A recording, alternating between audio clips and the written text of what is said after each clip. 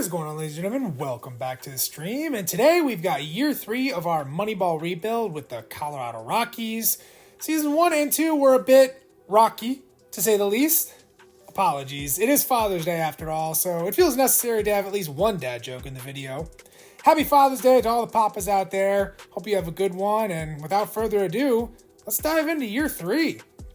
We came into the offseason with a clear plan. Cut some dead money, get younger, and stay agile around our $110 million salary cap. We were aggressive on the trade front with 3 key deals that help us reshape our long-term core. First up, we have a trade where we sent Antonio Senzatella and Tanner Gordon to the Royals. This was a salary dump at its core, moving off of Senzatella's really bad contract, but Gordon had shown some flashes for us, so it wasn't a total giveaway. In return, we snagged a shortstop, Eddie Weiss, a young kid with some sneaky upside, and plus a pair of arms in LP Langevin and Asa Lacey.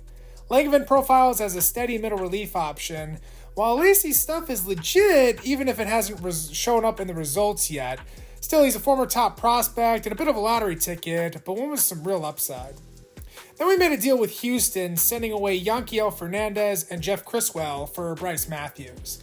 Fernandez didn't just fit us long-term, and bringing in Matthews is getting a guy with a reliable bat, good plate discipline, and already MLB ready and gives us some good depth at second base.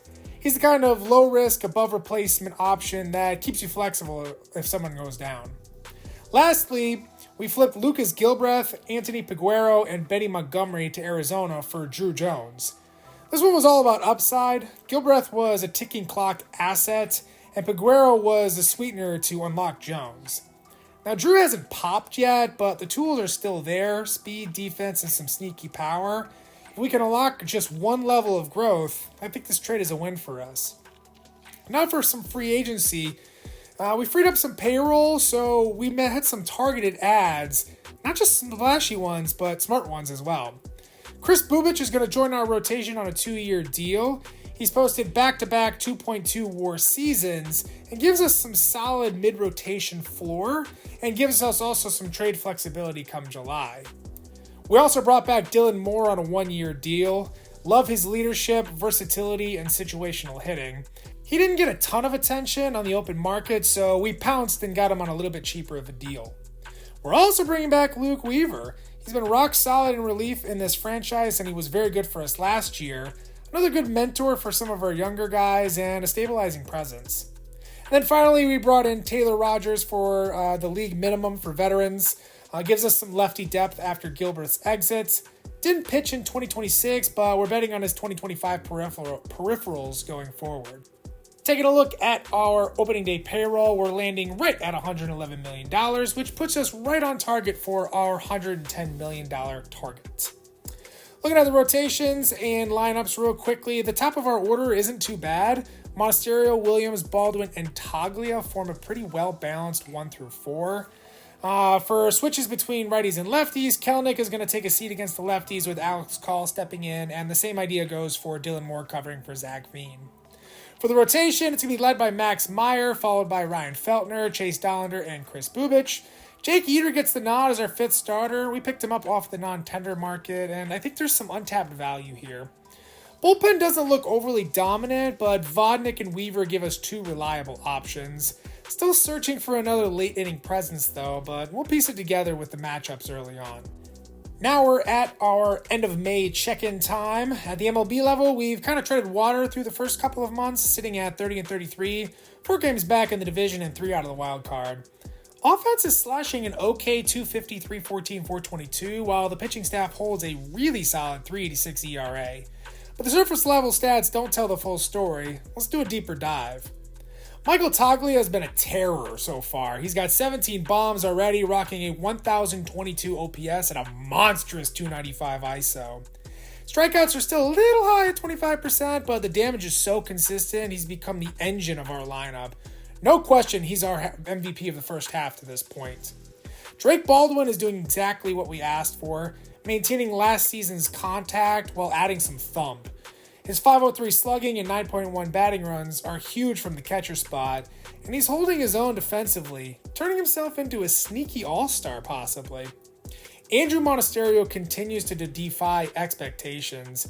Power numbers are down a bit, but his on-base percentage is up to .352 with a walk rate over 10%, keeping him valuable in front of our big bats. He's quietly racked up 1.8 WAR with smart plate appearances and steady defense. Zach Veen seems to be thriving in a platoon role. His power numbers are up, his walks are up, and the strikeouts are down. It's exactly the progression we were hoping for. Slugging's up to .491 and some solid underlying metrics. He's earning more ABs. Jared Kelenic is another player whose stock is soaring. He has a .873 OPS with strong contact quality and double-digit batting runs, making him a potential trade chip if we decide to sell high at the deadline.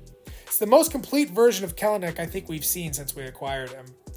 Trent Grisham hasn't completely turned the corner offensively, but he's not a drag anymore, so that's good at least. He's back to around league average with the bat and continues to bring elite defense in center field. If this version sticks, I think he's a useful trade piece in a month or two. Dylan Moore is trending down offensively with a .294 OBP and a nasty 31.4% strikeout rate, but he's still doing just enough to keep himself in the utility mix. Not ideal, but we've seen worse stretches from him in the past. Josh Jung is rough. 3.1% walk rate and a sub .650 OPS just isn't good enough, especially given his raw tools and power. He's been kind of a black hole at third and is quickly becoming one of our biggest roster questions. Alex Call is playing his role well. He's got a .745 OPS in limited action with decent on-base percentage skills, making him a fine platoon piece. Still waiting for that power to kind of kick in, but for now he's holding up well. Jet Williams might be hitting into some bad luck right now. His overall results look pretty bad with a .594 OPS and -7.9 batting runs, and really no power to speak of. That being said, the walk and strikeout rates are fine, but we're going to need him to turn it around fast, especially after we extended him last season. Kyle Manzardo is quickly becoming a liability for us. Sub .630 OPS for a second straight season, and his walk rate's falling and the power's drying up. His leash is getting shorter and shorter. Switching over to the pitchers, Ryan Feltner's .426 ERA doesn't tell the full story. Got a pretty good FIP at .333, suggesting he's been much better than what his overall results have shown. He's keeping the ball in the yard and generating a good amount of strikeouts. He might be our most consistent starter.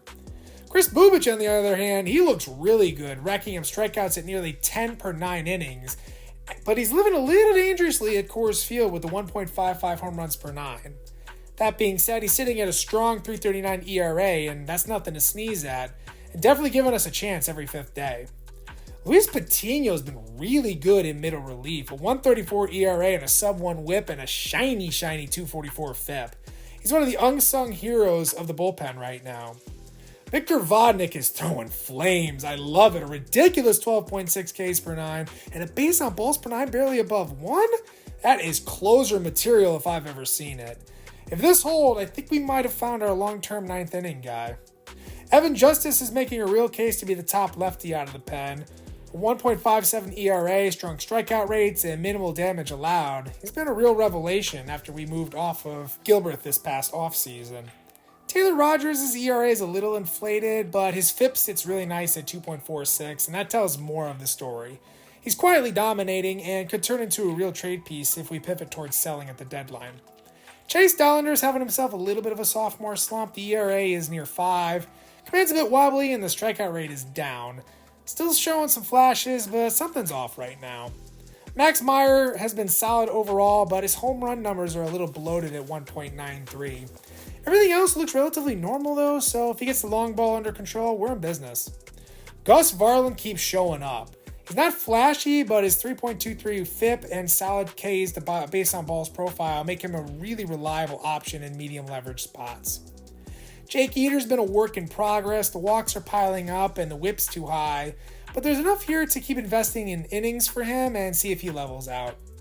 Jaden Hill is running a very solid 2.87 ERA, but peripherals don't love him so much right now, so we might be getting a little lucky, and we'll see how that pans out. Maybe he catches fire in the second half, or maybe things kind of regress to the mean.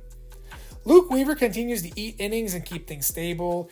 He hasn't been as dominant as last year, but still a very usable arm in our bullpen. Down on the farm, Bryce Matthews was on a tear before a torn MCL ended his season early. Posted a solid 273, 394, 393 slash line with a stellar 15.6% walk rate and just 150 at-bats. His discipline and all-fields contact profile look like the real deal. This injury is just kind of killing us, especially with how he was looking. Cole Carrick, offensively, it's been a little bit of a grind for him with a strikeout rate around 30% and minimal power holding him back. That being said, he still remains an asset thanks to his athleticism and premium defense in center field. His WAR and batting runs are underwater, but he's staying in the lineup because of his glove. Warming Bernabel is having a nice bounce-back year after struggling in AAA last year, showing some improved power and a solid 8.3% walk rate. The 155 ISO is a notable step forward, giving him some real everyday upside. Not a flashy name, but continues trending in the right direction. Drew Jones is giving us a bit of everything without truly breaking out quite yet. Strikeouts are at 27.4%, and the offense hasn't popped yet, but still a dependable glove in center field. Kind of a holding pattern this year, so the development is steady but not accelerating as we would have hoped. Dale Amador on the surface looks rough, but don't sleep on him. He's walking more than he strikes out, which is incredibly rare. 13.8% walks to 9.8% Ks. That's really, really good.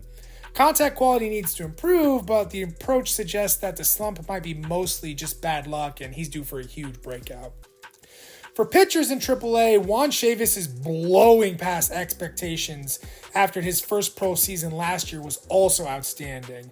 As a 6th-round pick back in our first draft, he's posting a 2.90 ERA and a 2.08 FIP in AAA as just a teenager with no home runs allowed. That is outstanding. He's on the fast track and could seriously debut in the majors before his 20th birthday. That's just ridiculous for his age. Luis Peralta continues to shine as a steady late bloomer. His 11 strikeouts per 9 and 2.67 ERA show he's more than just organizational depth. The door to the MLB bullpen might finally be open, especially if he keeps limiting hard contact like this. Jordy Vargas had an incredible opportunity to push for a call-up this spring, but he hasn't quite capitalized. His whip and walk rate have ballooned, and the FIP sits at an uninspiring 4.87. Showing some flashes, but the consistency just isn't there yet.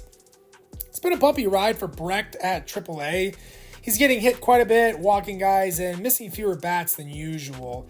Still, his raw stuff remains really good. He just needs to iron out the command fast before falling behind the development curve.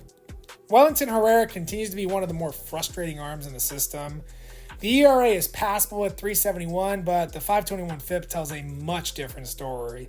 The stuff isn't playing like it did in A-ball, and his development has clearly stalled.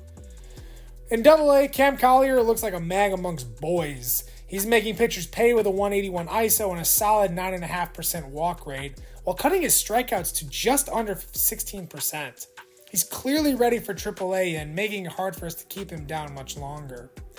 Welvin Francisca is running into some growing pains. The 19-year-old has seen his walk rate crater to 5.9%, and the strikeouts are also trending the wrong direction. Tough combination for somebody whose offensive game hinges on feel for contact and approach at the plate. Plenty of talent, but he's got some adjustments to make. Sammy Marquez keeps producing at the plate despite some defensive concerns. His underlying numbers suggest he's a reliable offensive contributor with decent patience and pop.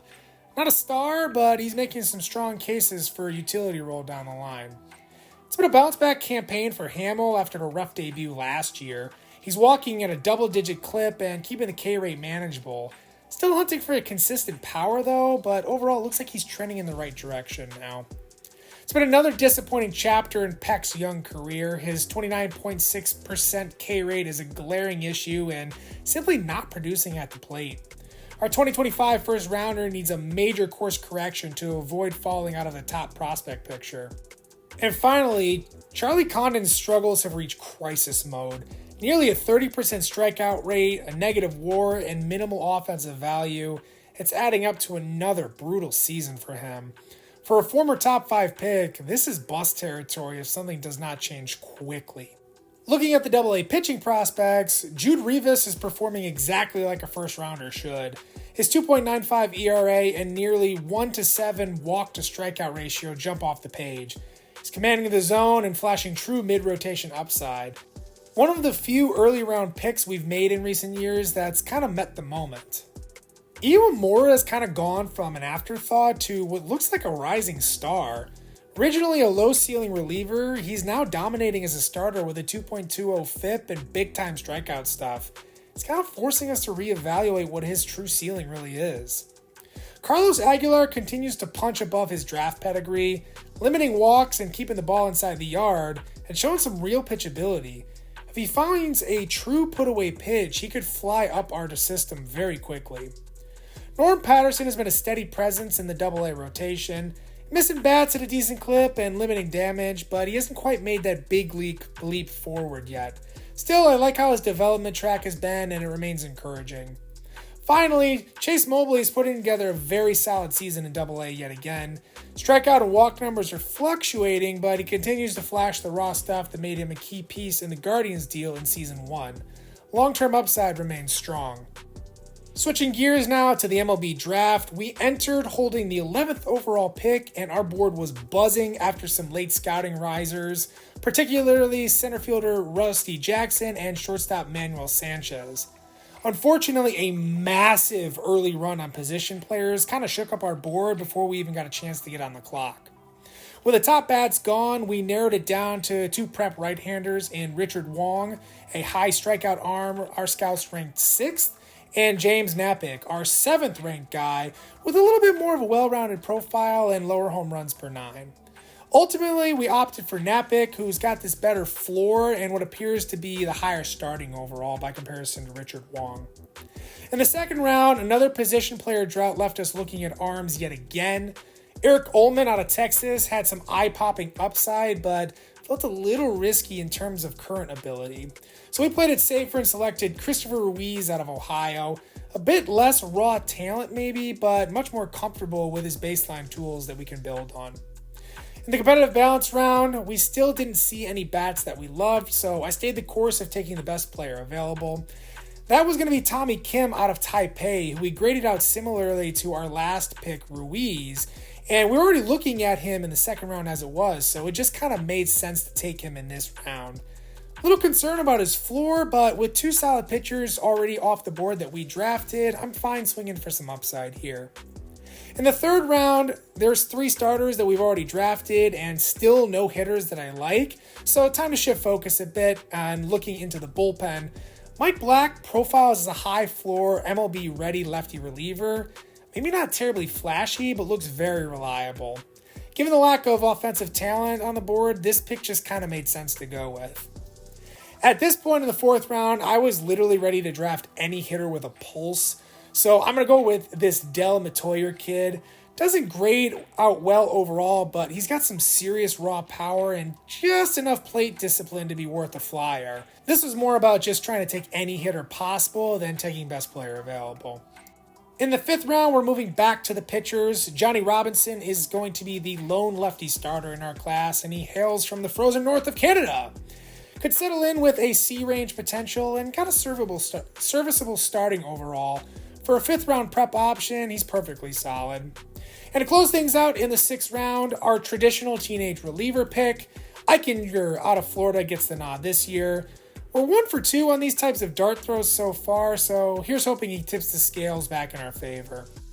Recapping the draft, it kind of unfolded in a strange way for us, especially with the total absence of hitters falling to us in value slots. I stuck true to our board and leaned heavily on pitching, avoiding any reaches. Despite the hitter drought, I actually feel pretty good about this group.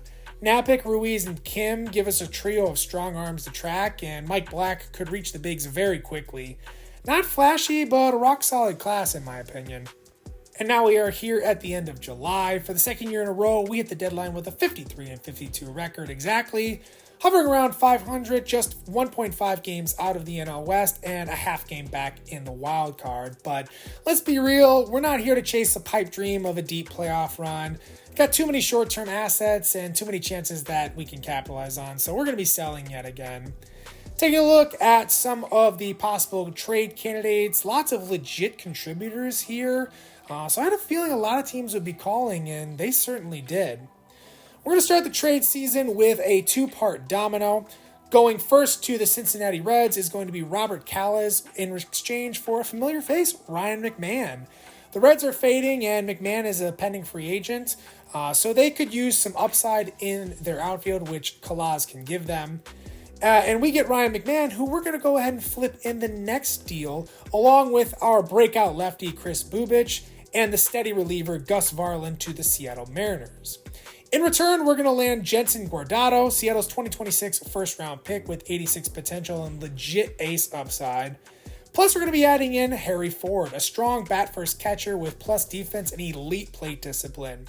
Ford's kind of blocked by Cal Raleigh in Seattle, so this is a perfect opening to get a high-potential player that a good team is willing to give up. Next trade is going to be with the New York Mets. We're going to be sending Ryan Feltner, who has had an outstanding year, 2.4 WAR and a 2.98 FIP, and Luke Weaver, who has also been excellent with a 2.85 ERA. It may seem weird to be sending away Ryan Feltner, but I think his arbitration number is going to kind of explode, and I don't know if he's going to be really worth what his contract is next season. So we're going to package this combination off for Lorenzo Juarez, a 19-year-old third baseman I loved in the 2026 draft. He's pretty polished as a hitter already with some pretty good 86 potential. A little buried on the Mets depth chart, so I don't think they mind dealing him away for a little bit of help with some pitching going forward. I'd say another win for us, flipping two arms who may have peaked for a long-term infield cornerstone piece. Trade number 3 is going to be a little bit of maneuvering. It's going to be a 3-team trade. First, we're going to send off Jared Kelenic, who is having a fantastic season, and also Josh Jung, who may be struggling, but is a little bit of a flyer option for a team that could use some help at third base. We'll be sending him and Kelenic to the Phillies for shortstop Aiden Miller. Now, Miller's one of their top prospects, but he's currently blocked by Trey Turner, who is still playing at an elite level, so it doesn't look like there's any openings for Miller in the near future. After that, we're going to flip Miller to the White Sox for starting pitcher Drew Thorpe, a controllable rotation piece. The White Sox are pretty deep at the pitching spots and don't have very great performances out of their shortstop so far, so this is a flip that kind of makes sense for them. We had to do those two trades to finally make a deal with the San Francisco Giants. We're going to be sending Drew Thorpe as well as Cole Carrig, a guy we kind of liked, but I specifically was targeting a center fielder from the Giants in Geraldo Sixto. 84 potential guy with high upside, great athleticism, power, speed, and improving discipline. This is kind of a weird road to get to Sixto, but we made it work. Carrick's exit kind of stings because I was curious what he could provide us in the long term, but I really like upgrading to Sixto here, and he's got a profile that I quite like. Trade number 4 is going to be with the Los Angeles Dodgers. I love trading with the Los Angeles Dodgers because they always have outstanding prospects. It's just difficult to get a deal done with them sometimes. But fortunately, they had some needs, especially at third base. So we're going to be adding in Dylan Moore, who's got himself up to 2.2 WAR and is a super utility guy that they can use all over the diamond. We're also going to be moving Andrew Monasterio, probably our best non-tender pickup, who's been playing like an everyday starter at just a great level these last 2 seasons. And then we're going to be sending a young, raw bullpen piece with some upside in Angel Shavili. In return, we're just going to be getting one guy, but is a guy with some serious upside and pop, and that's going to be left fielder Zahir Hope. The lefty bat has 88 potential and elite discipline, the exact offensive DNA that we're trying to build this franchise around. He's pretty blocked in a crowded Dodger system, but in ours, I think he's going to shine for us. Trade number 5 is going to be maybe a little lower key, but I think we get a long-term asset that I'm going to quite like. We're going to be sending Alex Call, the lefty smasher who's played very well in a platoon role for us this year, and Jordan Beck to St. Louis. Both of them are solid righty bats, filling a need for the St. Louis Cardinals outfield, which is very left-handed hitting heavy. In return, we're going to be getting a young, very far away from the majors relief pitcher in Sammy Vargas, but he's got serious potential at 89. This is a guy that's all about building high-end bullpen depth for us in the future, and relievers don't get typically valued too high in this game, especially ones who are so far away from the majors. So I don't think the Cardinals are going to fret giving up a kid like this when they can get some more immediate help in their supposed playoff run that they may have this season. Number 6 is going to be another two-part trade. We're going to start by sending Trent Grisham to the Royals for starting pitcher Frank Mazzucato. Royals need a little help in their outfield, and they get somebody in Trent Grisham who's improved with the bat back to around league average and also has some good defense to boot.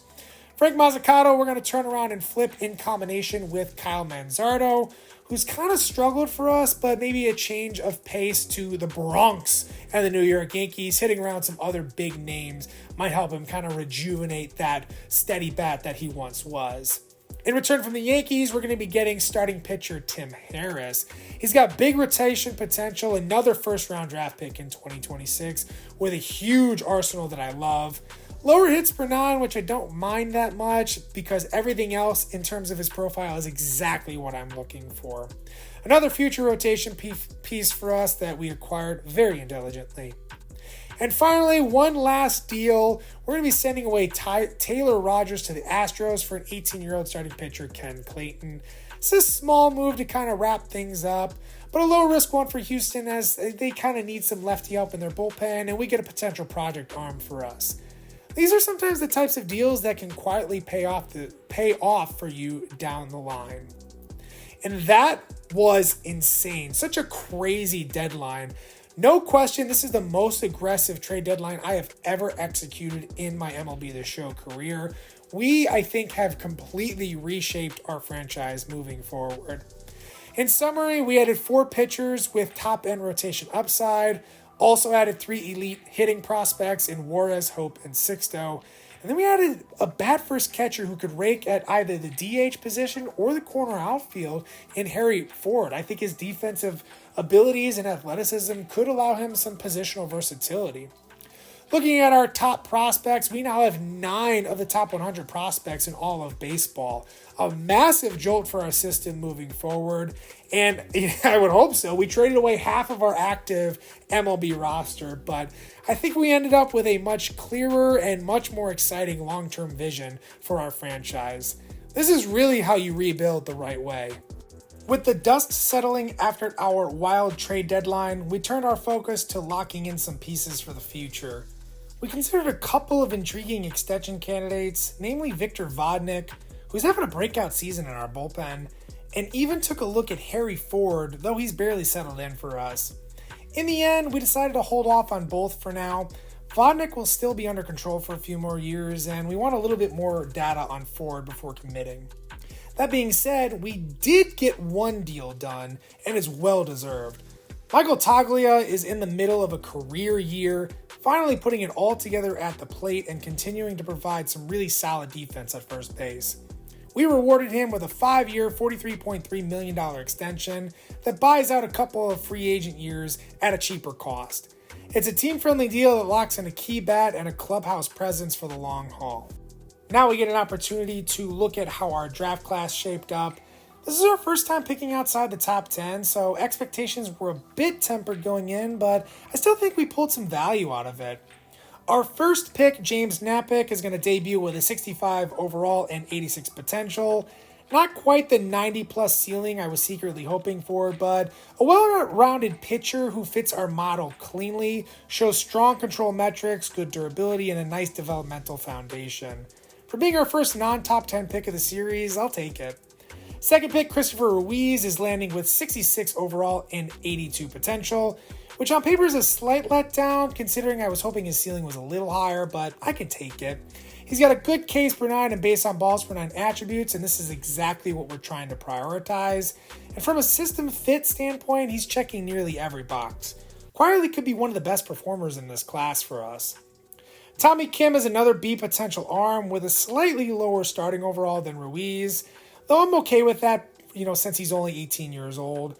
Still plenty of projection here, but the base on balls per 9 is noticeably lagging behind his other per 9 numbers in his profile, so that'll be a key area to track during his first couple of pro seasons.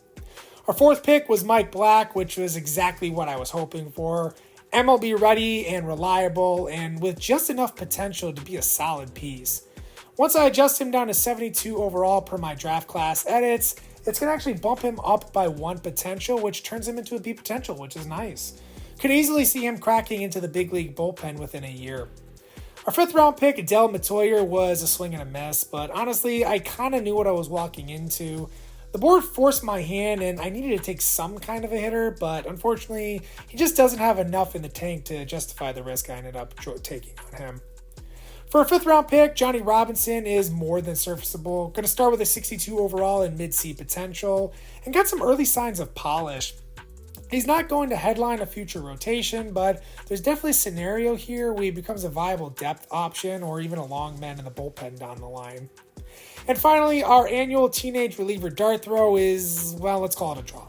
Eichinger has just enough potential to keep him around and possibly be a future MLB option, but got a very low 49 overall, which means he has a very long developmental curve. Still, if he can add some velocity and sharpen his breaking stuff, there's a sliver of hope here. All things considered, not a bad haul for being outside the top 10, though the A potential drought continues in this draft. That's definitely something we'll need to fix going forward if we want to turn the farm from deep into elite.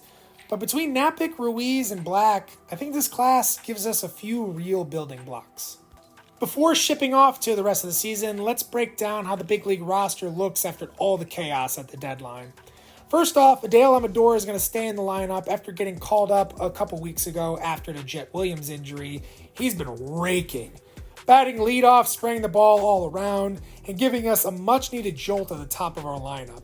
We also signed a pair of Knicks off the street in Maton and Lofton, and they're going to get some platoon reps while we evaluate who can stick with us long-term. Drake Baldwin and Michael Taglia continue to anchor the heart of our order. Both are putting together career years, Baldwin especially crushing righties. The new guy, Harry Ford, is going to slide right into the DH slot with Manzardo gone. That bat first profile should play right away. Sterling Thompson is finally getting his big league shot after grinding out in AAA. And Drew Jones? Well, this is a make or break stretch for him. He's up and he's out of excuses. It's time to see if he's part of the future. Zach Veen is back in an everyday role as well. Curious to see what he does now that he's facing lefties consistently again. Over on the pitching side of things, Chase Petty, Gabriel Hughes, Alan Winans, and Jack Mahoney are all in the rotation or bullpen mix now. Every one of these arms has something to prove, and this second half gives them a real opportunity to lock down a long-term role with us. And don't forget about Luis Peralta. He's been lights out in AAA, and he's finally getting the call back to the majors. We'll see if his swing and miss stuff translates to the next level. And now we have reached the end of the minor league season. Unfortunately, neither of our AA or AAA teams are going to make the playoffs, so let's hop right in and see how some of our prospects did. Geraldo Sixto turned in a decent season for a 19-year-old, especially given the level of competition he was facing. While the strikeouts remain a concern, his athleticism and feel for the game continue to flash. 2026 is going to be a critical year to see if he can take the next step offensively. Sammy Marquez stayed pretty consistent after the solid first half report, posing a pretty strong WAR. He's shown a good eye and low strikeout rate, but his lack of pop is a little limiting. If he's not going to play strong defense for us, I'm going to need to see him start hitting for a little bit more power. Lorenzo Juarez wasn't a true breakout this year in AA, but his approach and discipline have been pretty solid. He's keeping his strikeouts manageable. Going to look for the power to tick up a bit, but AAA looks pretty set in stone for him next year, so we'll see what he can do once he gets there. For Jack Hamill, his approach at the plate seems really strong, 12% walk rate with limited strikeouts, but his raw power is just not showing up right now. He's been very disappointing in that department.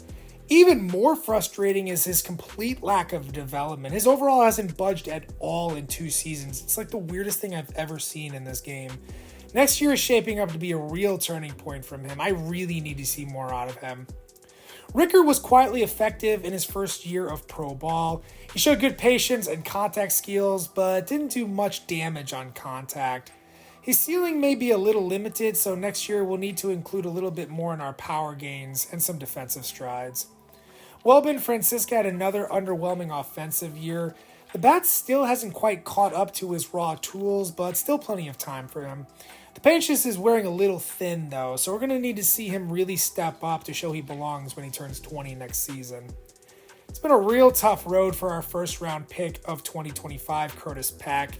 He continues to disappoint in the hitting department and hasn't really shown the development you'd normally expect from one of the top 5 draft picks. Next season is a serious make or break season for him. Drew Romo's offensive profile remains very light, driven mostly by his weak power output. While he does a good job of limiting strikeouts and he calls a solid game defensively, his fit in the system is questionable given some of the depth at catcher that we have. The clock might be ticking on his long-term role. Cam Collier made a smooth transition from AAA after torching AA earlier this year. His power and discipline held up reasonably well, and he showed he's not far away from a big league debut. A successful campaign in the spring next year could push him into the mix for Denver next year. Despite continued struggles at the plate, we opted to challenge Charlie Condon with a push to AAA, hoping that something might supercharge him. The results still weren't great, but the hope is that the adversity helps him grow. Oddly enough, he's still developing behind the scenes, so maybe don't count him out quite yet. Zaire Hope flashed some legit pop during his time in AAA, though his whiffs remain a problem. He wasn't a standout, but there's definitely some stuff here to build on. A full year of consistent reps with us next season will definitely be more revealing. Finally, in AAA, Jared Thomas was once a highly touted prospect for us, but he's seemingly plateaued over the last couple of years. Doesn't really offer much on either side of the ball and has fallen behind others on the depth chart, kind of profiling more like organizational depth than anything else. Looking at the pitching, Chase Mobley continues to impress after coming over at our first deadline from the Cleveland Guardians, finishing with a really strong WAR of 3.1 this season. He attacks hitters, he keeps the ball inside the yard, he's exactly the kind of young arm you want climbing a ladder, quietly becoming one of our more reliable performers in the minors. Back-to-back seasons of impressive performances by Robert Iwamura, who's now going to get the reward of a potential bump into the C's. His strikeout numbers really pop off the page, and he's definitely done enough to earn a shot at AAA next year. Aguilar doesn't blow anyone away with his stuff, but he was extremely efficient and productive. The low strikeout rate raises a little bit of a long-term concern, but you can't argue with the results to this point with a 2.91 ERA and a 2.9 WAR in his pro debut. Norm Patterson comes off another solid, if albeit unspectacular season. He's now stringing together a track record of consistency, and while he hasn't broken out quite yet, he continues to develop steadily, and that's a pretty big bonus for us. Tim Harris really showed out in his first extended taste of AA. He missed bats at a really high rate and posted a sub-3 ERA as a teenager. Got a really exciting foundation to build on.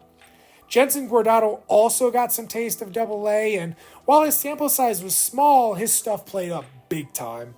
He's got a high strikeout rate and a low whip, making him one of the more exciting arms we added at this deadline. Sammy Vargas, we decided to kind of challenge with an aggressive promotion, even though he maybe wasn't quite ready for AA, and he more or less held his own. Little bit homer prone, but elite strikeout numbers, showing some real promise at only 18 years old. He'll get a full season next year to really prove what he can be. Jordy Vargas put together a strong second half and really stabilized himself in AAA. Wasn't overpowering, but he competes and gives us some good length. I think he'll be firmly in the mix for a swingman or a fifth starter role next season. Juan Chavis was just an absolute monster this year. Putting up a 2.3 WAR from the bullpen as a teenager is wild. He's already pitching like a veteran with elite run prevention and control. I mean, this kid looks like a future late inning weapon and is very much in play as a future bullpen piece for us. I gave him definitely some potential bumps after his first 2 pro seasons. It was a tale of 2 halves for Brody Brecht, who struggled early but found his footing late. Still a little too enigmatic to trust a ton going forward, but he's got that potential and upside that I'm going to keep seeing what we could possibly get out of him. LP Langevin was lights out in a short stint in AAA, striking out nearly a batter per inning with excellent command. He looks like a great acquisition from this past offseason, and he should be in the big league bullpen conversation next spring. Jude Rivas was so dominant in AA, he had to get pushed to AAA, but got a little humbled after the promotion. Still, I like that he got some valuable experience, and that should help his long-term growth. Don't be surprised if he rebounds quickly next year. And finally, Wellington Herrera, his surface stats are deceiving as all hell because his advanced metrics suggest a regression is coming. Control took a step back, and he also lost some potential just because he hasn't really performed as good as I would have hoped, and his development's also been kind of crappy. Not a disaster, but not the step forward we'd hoped. Checking out the big league squad, despite missing the playoffs with an 80-82 record, this season felt like a real win for the Rockies. After assembling a roster full of complementary, undervalued pieces, the club hung around in the wildcard race a lot longer than expected. Ultimately, we stayed the course and leaned into the bigger picture, a decision that looks smarter by the day, especially as several young players gained meaningful big league experience. The offense finished in the bottom third of the league in most categories with a 246, 316, 411 team slash line, but we did lead the league in stolen bases and showed flashes of the dynamic, aggressive identity that we're hoping to build. Meanwhile, the pitching staff quietly impressed with a 4.02 ERA that ranked 9th in the majors, though we did have a lack of strikeouts as we were ranked 22nd in the league, so that remains an area where we really got to improve going forward. With breakouts from core bats and a bullpen that's quietly becoming a force, the rebuild continues to take a strong shape, and the future looks more concrete now than it did even 6 months ago. Looking into how our players performed, Drake Baldwin was everything we could have hoped for behind the plate, and then some. His 804 OPS paired with excellent framing and game calling made him one of the most valuable catchers in all of baseball. A 5.3 WAR was 17th in the National League, and that puts him in real elite territory, especially behind the plate. And with 20.5 batting marks, he's not just getting by, he's really carrying weight offensively. He's locked in as a franchise cornerstone right now. Michael Toglia had a breakout year that we've been waiting for, mashing 36.2 batting runs and slugging 526, fully leaning into his strengths as a power bat. Strikeouts are still there at a 27.5% clip, but they're an acceptable trade-off when you're driving the ball like he is. The extension we made after the trade deadline looks like a steal if he keeps this up. Even though the slash line doesn't jump off the page, Veen put together a really solid all-around season. He finished with a positive WAR and batting runs thanks to excellent defense and just enough pop to make pitchers respect him. There's still more ceiling left here, and it's really encouraging to see the progress that he's made.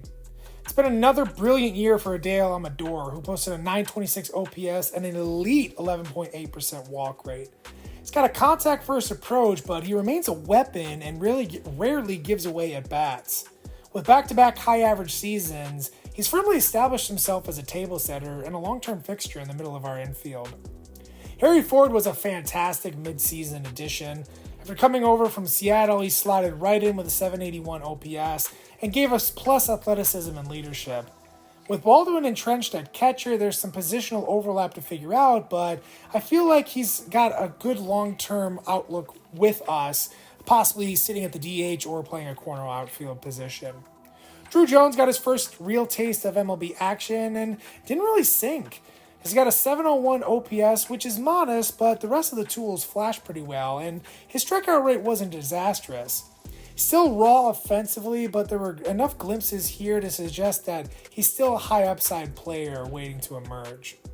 One of the biggest surprises on the season was Nick Maton.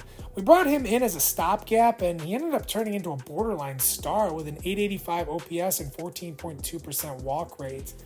Whether it's a blip in the radar or he's the real deal remains to be seen, but he's earned another shot to prove it wasn't a fluke.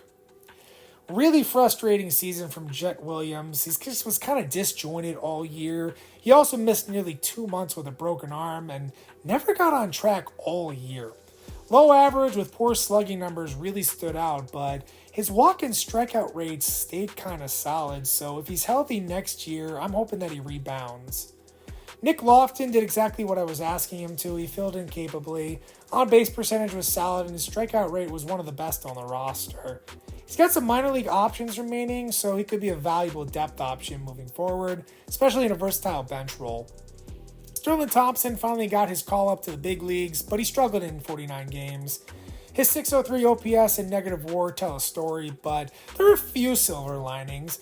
Namely, he had a manageable strikeout rate and some solid defensive moments. See if he has a strong spring next season to earn another shot. After the mini breakout last season, Hunter Goodman just collapsed at the plate, hitting 144 with a brutal 176 on base percentage. He doesn't offer anything defensively, and this combination may have closed the book on his Rockies tenure. Kind of a tough pill to swallow, but sometimes this league adjusts to you fast. Finally, for the hitters, Jonathan Ornelas got more run than expected in the second half, but he didn't make the most of it. 524 OPS and negative 10.8 batting runs over 58 games leaves little room for optimism. He served his purpose this season as emergency depth, but he's not likely going to be in our plans going forward. Chase Dollander led the pitching staff with a 3.1 WAR season and a sub-4 FIP. Definitely nothing to scoff at, and as he continues to be a dependable presence in the rotation. That being said, his 7.7 strikeouts per nine is a little concerning, but his command and efficiency have improved, and we still have some questions about whether he's more of a mid-rotation starter than more of a top rotation starter, but a valuable piece nonetheless, just maybe not the ceiling I had once envisioned. Jake Eater was brought in as a non-tender guy, and he brought a little chaos with him, but he mostly held down his own. 4.10 ERA and a 4.23 FIP aren't eye-popping, but they're solid. 4.28 base on balls per nine caused plenty of headaches, and he'll need to kind of work to get that under wraps more. But he more or less kept the ball in the yard, and he missed bats when he needed to. He's not a lock for a long-term spot on the team, but he's made a strong case to be back in the mix next season. Victor Vodnik is one of the big bullpen wins of the year. Finally harnessed his stuff and posted an outstanding 2.79 FIP and an elite 10.77 strikeouts per nine. Got an electric fastball, and he's consistently avoiding hard contact. He was a liability in year one of the rebuild, but now he's a legit late inning weapon. What a leap for Jaden Hill. He dominated in a late inning relief role that he took on as the season went on, keeping his ERA under 3, showing vastly improved command. Home run issues are no longer plaguing him, and he's completely dialed in. Pairing him with Vodnik gives us 2 high-leverage, cost-controlled arms to build around in that pen. Evan Justice is another quietly excellent bullpen arm for us going forward. He's now had back-to-back seasons with outstanding ERAs. The strikeout numbers are there, and while the whip crept up a little, he still limited the damage extremely well. He's never going to be a closer, but that's fine because he's a really, really steady lefty arm that every bullpen needs. A little bit of a step backwards for Max Meyer. Gave us some pretty good innings, but not the dominance I was hoping to see, finishing with a 4.74 FIP and kind of a worrisome 1.91 home runs per nine. He's the only rotation piece on a long-term deal, so he'll be back next year, but we're going to need to see a lot more swing and miss stuff and fewer grooved fastballs if he's going to lead this staff. Luis Patino started out hot, but kind of regressed as the season went on. His walk rate was outstanding at 1.62, but he had some issues with the long ball. Actually, he had as many walks as he gave up home runs, so that's something you don't see very frequently. Definitely some intrigue here in the bullpen going forward, but we'll see what he can give us in subsequent years. Chase Petty had a rough debut, but it overall wasn't a disaster. Stuff is really loud with a 9.21 strikeouts per nine, but really struggled to find a feel for the zone, walking over 5 batters per 9 innings and giving up far too many home runs. Still at only 23 years old, this was a valuable learning experience, and we'll definitely give him another look, maybe with some tighter reins next season. Luis Peralta looked like a guy who might push into the late inning mix after tearing up AAA this year, but it didn't translate very well to the majors. Still had that swing and miss stuff with a 9.7 Ks per 9, but lost a little feel and gave up too many base runners. I think he's more of a depth arm moving forward, and I believe as much in the ceiling as I once did. Jack Mahoney got a shot in the majors. Was a younger arm we wanted to get a look at, but his overall results weren't terribly promising. Nearly a 5 ERA with high walk and home run numbers, and just not enough deception in his delivery. Maybe he's a long-term relief option, maybe he's just organizational depth, but right now he's kind of on the outside looking in of a rotation spot for next season. Anthony Molina may have had his last shot at the majors. He's flashed some intriguing pitch data in his career and always a guy I thought could kind of deliver on some promise, but it hasn't translated yet. 5.89 strikeouts per 9 is way too low, and he got hit all over the yard when he did fall behind. Probably out of the picture going forward unless something radically changes. Alan Winans was a great story last year, but it did not continue this season. His ERA ballooned to nearly 7, and the peripherals were not great at all. He also wasn't very good at AAA. So at 31, there's probably not a lot left to project here. So probably going to let him go at the end of this season. Gabriel Hughes is one of our sneakier upside pitchers. Some of the best raw stuff in the system, but his debut was kind of a mess. Only 7 strikeouts per 9 and over 5 walks per 9 in limited innings. He's still young and has some upside, but he'll need to come back sharper and more composed if he wants to earn a second chance next spring. Now it's time for the playoffs once again. Maybe one day we'll make it here and do some damage. Hopefully that day is coming pretty soon. Skipping ahead to the World Series, it's the Cleveland Guardians making their second appearance in this rebuild series. They'll take on the spawns of Satan themselves, the St. Louis Cardinals. Can y'all tell I'm a Cubs fan? The Guardians would drop both of the first 2 games on the road, putting them in a difficult hole. And it doesn't get any better as they also drop Game 3 and are fully on the ropes. Now they'll avoid a sweep with a 9-5 victory in Game 4, but that's where their comeback efforts are going to end, and St. Louis will be the 2027 World Series champions. Pardon me while I go vomit. Our old friend Nolan Arenado finally wins a title in his career and gets to take home World Series MVP. Brendan Donovan was a killer all playoffs, so he'll take home NL playoff MVP honors. CJ Kayfus gets those honors in the AL. Looks like the Guardians chose the right first baseman to hang on to. Austin Riley takes back-to-back NL MVPs, while big Yordan Alvarez wins it in the American League with an insane .331 batting average. Cole Ragans is the AL Cy Young, while shocker that it is, Shohei Ohtani is king in the NL. Ohtani and Kwan are tops in batting average. Jason Adams and Matt Stram are relievers of the year. We did take home a major award this year as Harry Ford is top rookie in the NL. Technically shouldn't have qualified due to his service time, but hey, I'll take it. Jake Eater actually finished second, so not a bad season for us on the rookie front. Kalen Culpepper grabs the honors in the American League. No gold gloves for us, but guys like Baldwin and Veen both did get nominations. Thought we'd have a shot at some Silver Sluggers, but the voters be hating. Baldwin just misses out at catcher, and Toglia gets massively disrespected as he wasn't even finishing in any of the top 3. Anyways, that's all I have for you guys in this one. Nearly cracked 500, even after trading away half our team at the deadline. Really love the progress we've made in only 3 seasons. Let's see if we can continue building on that next year. But in the meantime, between time, I hope y'all have a wonderful rest of your day, and I'm gone. Deuces!